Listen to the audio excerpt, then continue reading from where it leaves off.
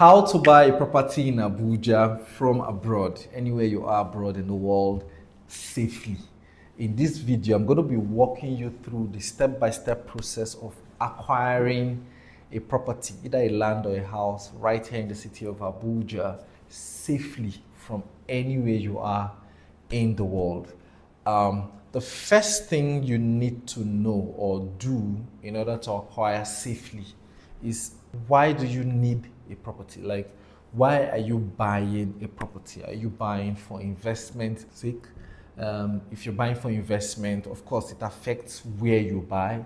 It also affects the cost of what you're buying, and the time frame you would need in order to start building or developing, or the kind of house, if it's a house you're buying. So first is why you need a property. So either for investment, so you want capital gain, you want to buy, sell and gain some money, or you want cash flow, right? You want some form of rental income, either a short-term rental income or a long-term rental income, or you just want to acquire for ownership, right? Ownership is another reason why you would want to buy. Okay, you're probably looking for a retirement plan, so you probably live abroad. Someday you're going to come back to the country, to Nigeria, and you're looking at Abuja, which a lot of people actually consider, being that it's a clean city, good roads, good electricity, it's the seat of power. It's calm, it's not as noisy as some other states, right? It is calm, less traffic, greenery. There's a lot of greenery in Abuja, right? Compared to almost any other state in the country. So if that is also your goal, a retirement plan, like a place where you can stay when you're back or where you can earn from, right? It's important you first sit down and decide what it is. You're not just buying for the sake of buying. You are buying because you have a plan. So sit down and think through that. I think that's number one. Number two, now that you have decided on what it is you are buying for, then you have to identify a property that suits that need. Okay, you identify property, either a land or a house. If it's a land, is it going to be inside an estate? Is it going to be outside an estate? Are you buying a commercial plot, for a hospital, hotel? Or are you buying a residential plot? If it's a residential, is it going to be a standalone, like in places like Wuye, Jabi? There are more of standalone houses, or is it going to be an estate? An estate. So you need to identify that. If it's a house, where's the house going to be? And of course, so that you don't stress and strain and research endlessly, you just need to get in touch with a professional real estate consultant or a realtor, right? At this point is where you need one, because once you have determined or decided on what it is you want a property for, you simply just relate that to the person.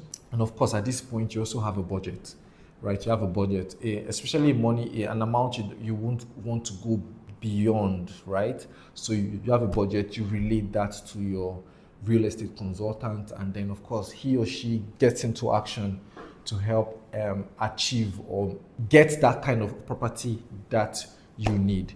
I understand also that sometimes some people don't like to talk about their budget because they assume that the real estate consultant will overshoot. So for instance, he can probably get you a house that is worth less than that. But because you said that was your budget, he now tells you that that less house is worth that, right?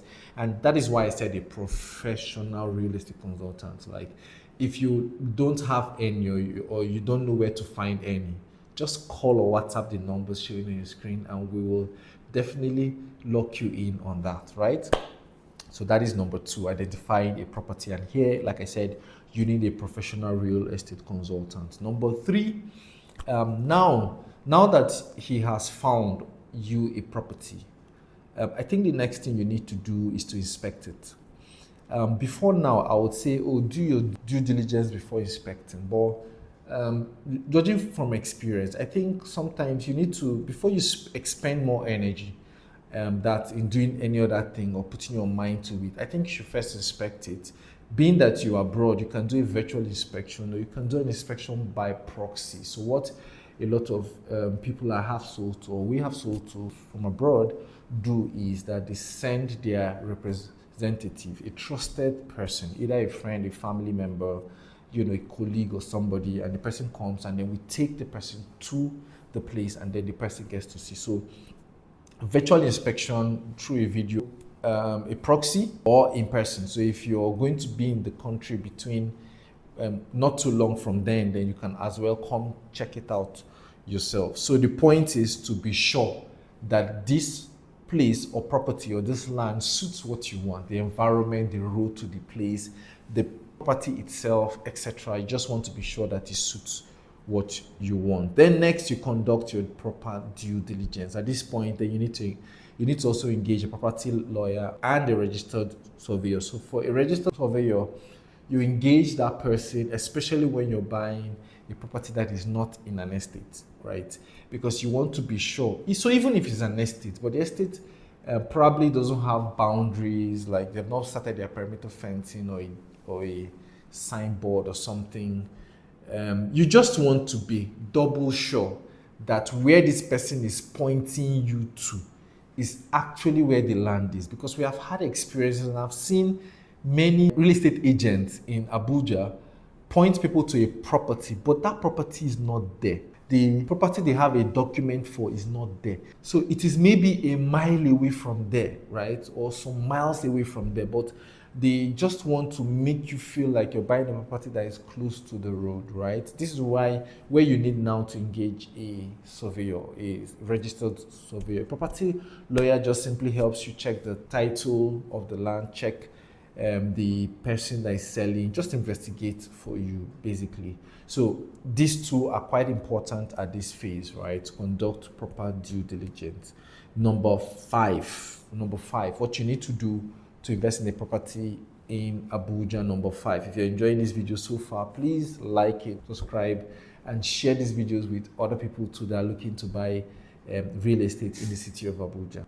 Number 5, get the offer letter. So now that you have identified what you need, identified the property, you have done your site inspection, you have conducted your due diligence, you should now get an offer letter. So the offer letter is basically the company or the person that is selling to you, sending you a letter, offering you, stating the price that you have agreed on, stating the plot size and plot number if there is, stating the payment plan you have discussed, you have agreed on a payment plan, stating timelines or milestones, stating also any other payments. So what other payments do you need to make is stated in the offer letter. Terms and conditions, T&Cs, etc.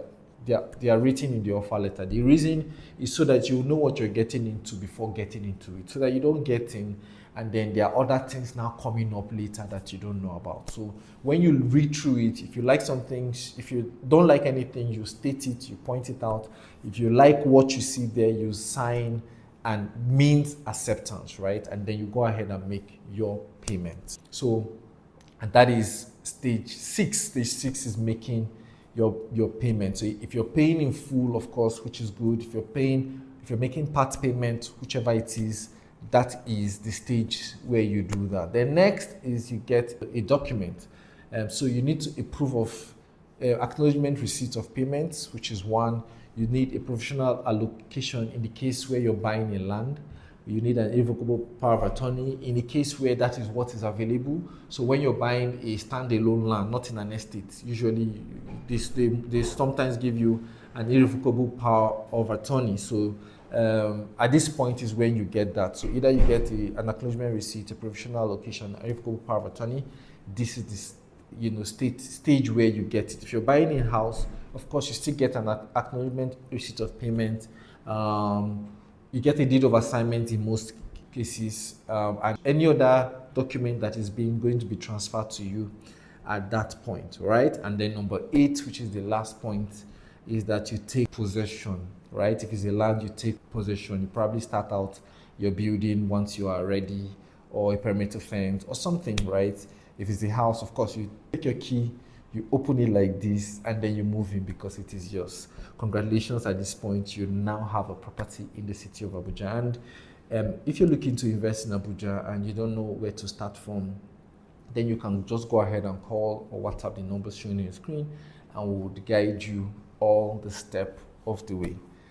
I hope you found this video useful. If you have any questions or comments, leave it in the comment section. We'll look at it and answer as much as possible. Enjoy a great day.